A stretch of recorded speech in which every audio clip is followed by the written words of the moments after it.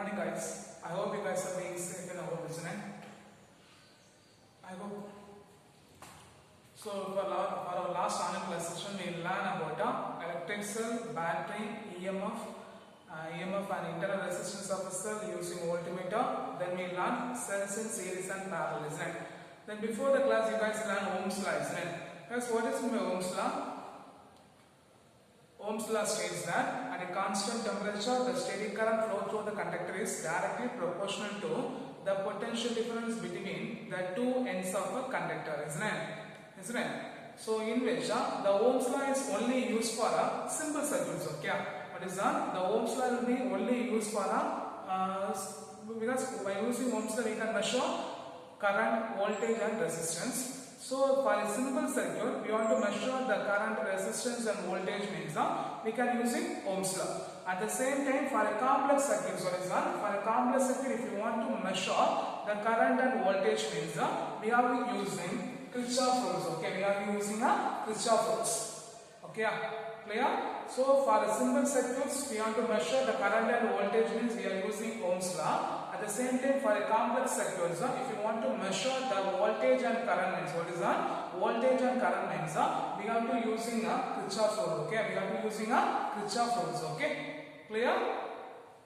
We have two Kirchhoff rules. Okay, one is Kirchhoff current rule. What is that? We have two Kirchhoff rule. One is Kirchhoff current rule, and other one is Kirchhoff voltage rule. Okay, we have two rule. One is the Kirchhoff current rule, and other one is Kirchhoff voltage rule. Okay, we have two rule. One is the Kirchhoff current rule, and other one is the Kirchhoff voltage rule. Okay, it will be one of a repeated important 3-mark question as well as a 2-mark question. Okay, they can ask us state Kirchhoff current rule, or they can ask Kirchhoff voltage rule. Otherwise, they can ask us state Kirchhoff rules. Okay, clear? So first one, Kirchhoff current rule. The algebraic sum of a current at any junction in a circuit will be 0. While a circuit, when the current will be flowing in a circuit at any junction, even they meet at the junction means the circuit current value will be 0. So what is the Kirchhoff current rule? The algebraic sum of a current at any junction, current meet at any junction will be 0.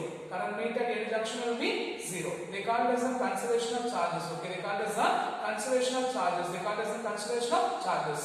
So we take a resistance.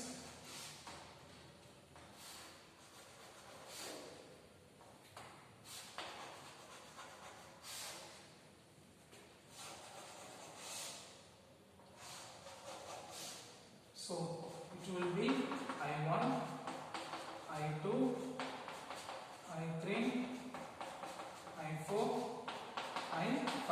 Look at here the current I1, I2 and I5 move towards the junction. I4 and I3 will be moving away from the junction. So we know that when the algebraic sum of a current or when the current flow to the circuit meet at any junction will be 0. When the current will be flowing at the circuit and when they meet at any junction means the current value will be 0.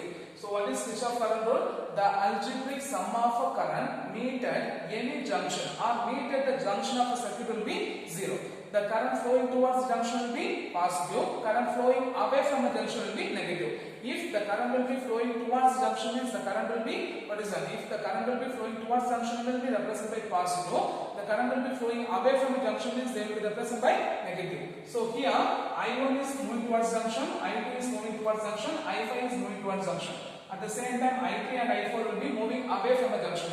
So what we can write down? I1 plus minus I1 plus I2 plus minus I3 plus minus I4 plus I5 is equal to 0.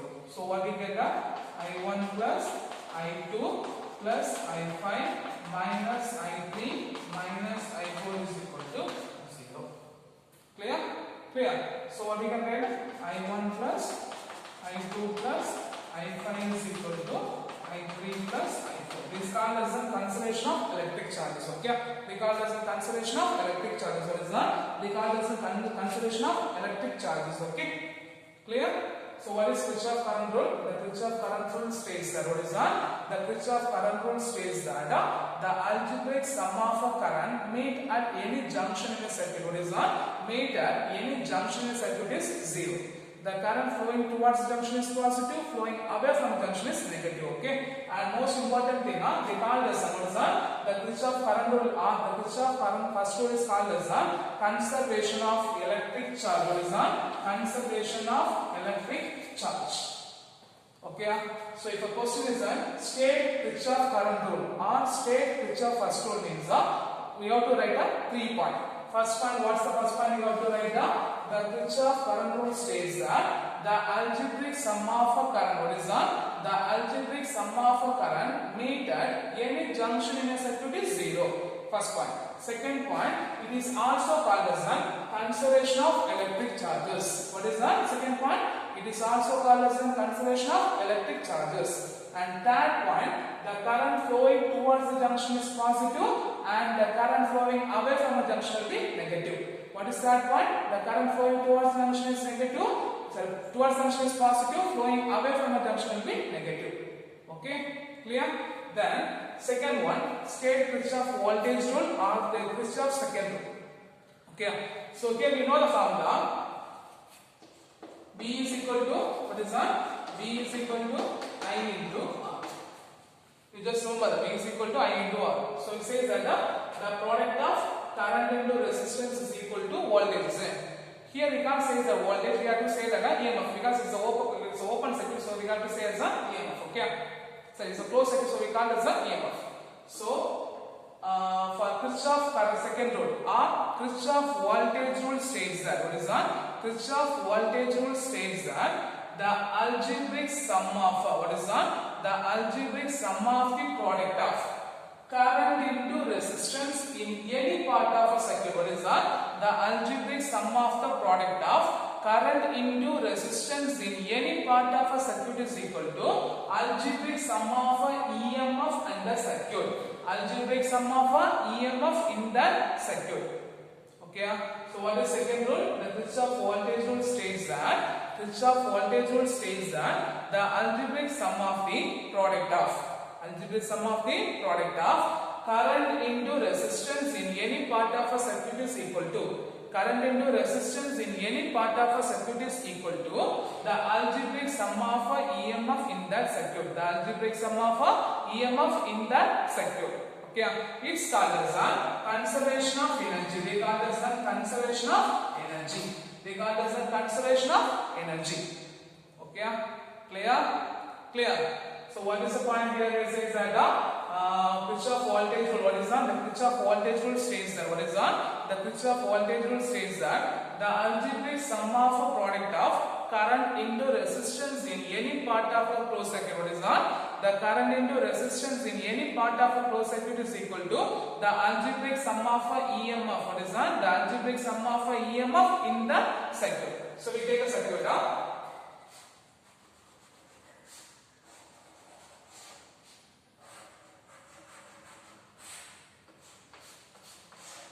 Psi 1. So when the current will be flowing, I1, R1, I2, R2, I3, R3. So we know the formula, isn't it? What is the form? What is it we know? The algebraic sum of the product of current into resistance, isn't it? So current into resistance, I1, R1, sum of plus I2, R2 plus I3, R3 is equal to the EMF of a side. So right, I1, R1 plus I2, R2 plus I3, R3 is equal to the EMF of a side. So I hope you understand the Kirchhoff current rule and voltage rule, isn't it? So what is Kirchhoff current rule and voltage rule? For Kirchhoff current rule, you have to write 3 points, and for the Kirchhoff voltage rule, you have to write 2 points.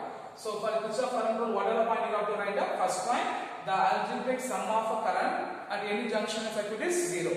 Second point, they call this conservation of charges. Third point, the current flowing towards the junction is positive, flowing away from the junction is negative. And the second one is the voltage rule.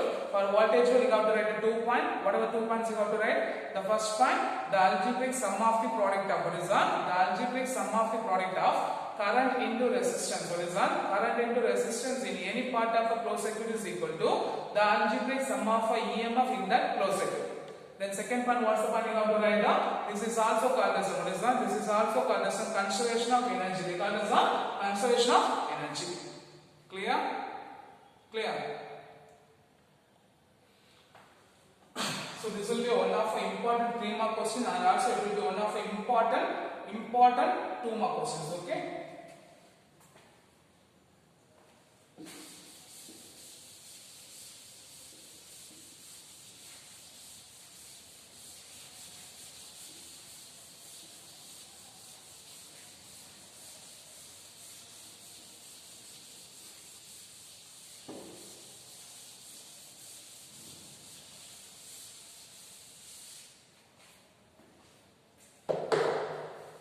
Next we are going to see about one of our important 5 mark question.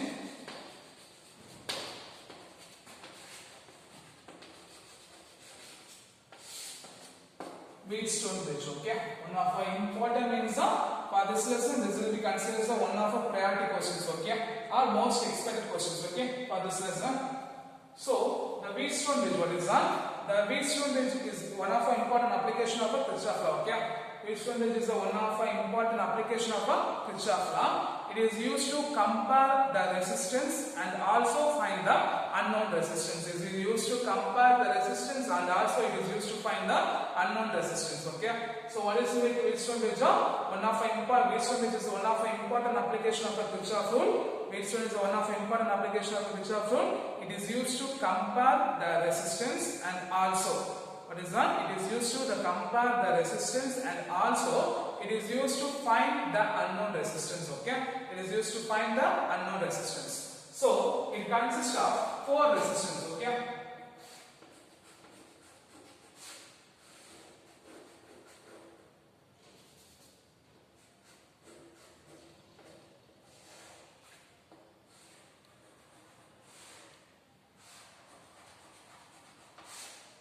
It consists of 4 resistors: P, Q, R, S. It consists of 4 resistors P, Q, R, S connected to form a bridge or connected to form a network A, B, C, D. Okay. The junction A and C is connected by a EMF cell or a battery which supplies the current steady current. It supplies the current I. So here the current will be divided. We just how we divided means I1, I2, I3, I4. Okay, and the current junction B and D will be connected by the galvanometer. The junction B and D will be connected by the galvanometer having a current Ig and the galvanometric resistance will be G. The junction B and D will be connected by the galvanometer having a current Ig and the resistance G. Okay, so say the point it consists of 4 resistors. What is that? It consists of 4 resistors P, Q, R, S which connected to form a network. The junction B and the junction A and C will be connected by the battery which supplies the current. So the current will be divided into I1, I2, I3 and I4. The current will be divided into I1, I2, I3 and I4. And the junction B and D, what is that? The junction B and D is connected by the galvanometer. It's having a current of Ig and the resistance D. Having a current of Ig and the resistance G. Okay. So here you have to remember one pointer. The R numbers 1 and 3. I1, I3. The current will be represented by this, isn't it? Okay. R numbers will be represented in the upper part. The even number will be represented in the numerator part. Okay. So I1, I3. Here I2, I4. You just remember the current directions. Okay. Up arrow and down arrow. Okay. Clear? You should remember that because if you change means the answer sometimes final answer should be sometimes it will be changed. Okay. Otherwise, if you change means final answer based on a circuit diagram, you know how to write. Okay. Clear? If you change the order means from that also you have to know to how to change the values. Okay. So first, already we know that this is current rule and voltage rule, isn't it? So first we have to apply the current rule. First 2 times we are going to apply current rule. Then we are going to apply a voltage rule. If you are going to write the voltage rule means we have to take a closed path. Okay, we have to take a closed path. First, a current rule at what is one? Kirchhoff current rule at Kirchhoff current rule at junction B. So we take the junction B. In this junction, what are the currents are flowing? I1 is flow towards the junction. Ig and I3 will be flow away from the junction. So if a current will be flowing towards junction means it represented by positive, and the current Ig and I3 will be flowing away from the junction, so it will be represented by negative. So the current flowing towards the junction will be equal to 0. So what we get? I1 minus Ig minus I3 is equal to 0. Equation number 1. Equation number 1. Clear? Now, Kirchhoff current rule at the junction D. Kirchhoff current rule at the junction D. Here, I2 is move towards junction. Ig also move towards junction of D. I4 will be moving away from the junction, isn't it? So what are the junction? What are the current will be moving towards junction? I2 and Ig will be moved towards the junction. I4 will be moving away from the junction. So what we get? I2 plus Ig and I4 will be moving away from the junction. So minus I4 is equal to 0. Equation number 2. So Kirchhoff current rule finishes. Then voltage wise. For a voltage rule, we have to take a closed path. Kirchhoff voltage rule for a path of, we have to take a closed path, isn't it? So we can't take this path. We have to take a like this way. Okay. So what we take a first path A, B, D, A. For a path of what we take as A, B, D, A. So we take this path A, B, D, A. So here current and resistance I1 into P, here Ig into G, here I2 into R, but we take apart the D to A. So the current direction will be in opposite, so we take a symbol of minus. Okay. So what is the we take as I1 into P, Ig into here resistance will be G, from D to A, but current will be flow from A to D, so the current will be represented by minus. So what we take as so we write, what we take I1P plus Ig into G. Here it should be plus, but the current will be flowing opposite direction of path, isn't it? It will be flow from A to D, but we take a path of D to A, so we take as minus I2 into R is equal to 0. Equation number 3. Equation number 3. Then we take first I said, isn't it? We take 2 current rule and 2 voltage rule, and the final voltage rule. What is the final voltage rule? A, B, C, D, A. A, B, C, D, A. So current and resistance means I1 into P, I3 into Q, I4 into S, I2 into R. In the denominator part, here we take a C to D, but the current will be flow from D to C, so we take as a minus I4. Here also D to A, the current will be flowing in opposite direction, so we take as a minus I2 into R. So right, what we get? I1 into P plus I3 into Q minus I4 into S minus I2 into R is equal to 0. That will be equation number 4. So you have to write these 4 equations. Okay. First we are using 2 current rule and 2 voltage rule. First current rule at the junction of B. We take a junction B. The I1 is moving towards the junction. Ig and I3 will be flowing away from the junction. So we take as a minus. So what we get? I1 minus Ig minus I3 is equal to 0. Then we take a voltage current rule at the junction B. I2 is moving towards junction. Ig also moving towards junction, but I4 will be moving away from the junction. So we take as I2 plus Ig minus I4 is equal to 0. Then we take a third one as a voltage rule for take a part of ABDA. What is that? ABDA. So ABDA. Okay. So we take a part ABDA. What we get?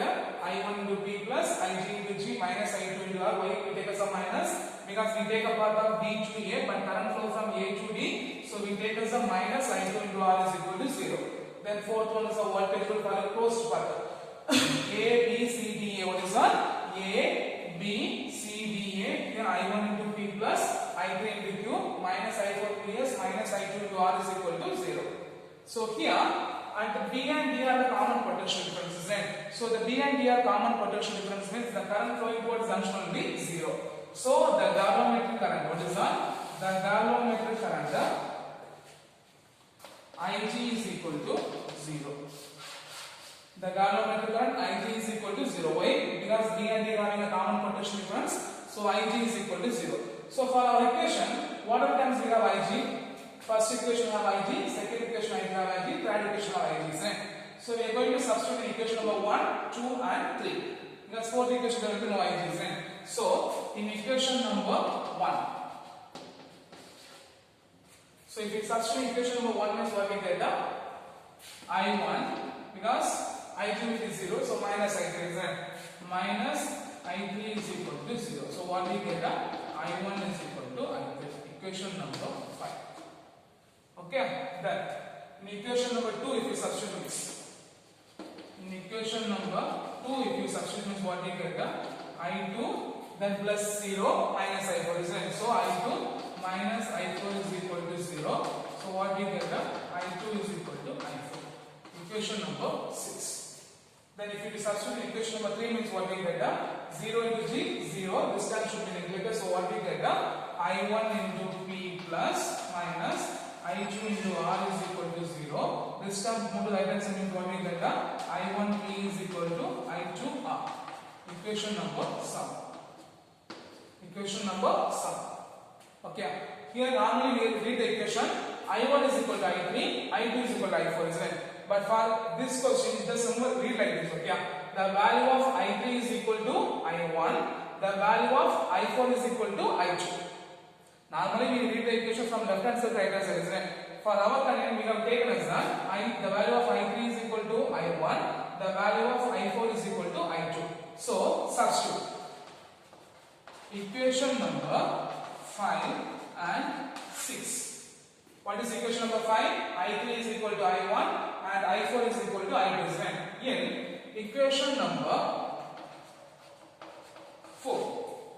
Equation number 4. So here in the place of I4 we have to substitute I2 and in the place of I3 we have to substitute I1. Okay. So if you substitute means what we get the I1P plus then the value of I3 is equal to I1 isn't it? I1Q minus then the value of I4 is equal to I2 isn't it? I2S minus I2R is equal to 0. Okay. Now the minus terms move to the right hand side means it will be positive, isn't it? Right? I1P plus I1Q is equal to I2S plus I2R.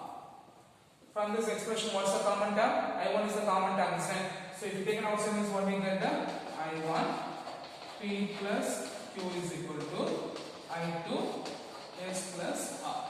This will be equation number 8.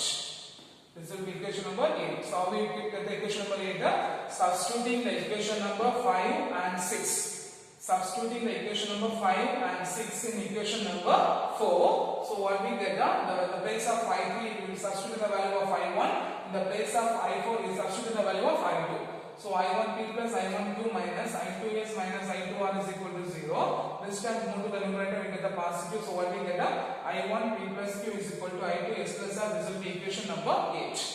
Okay. Clear? Show out the figure.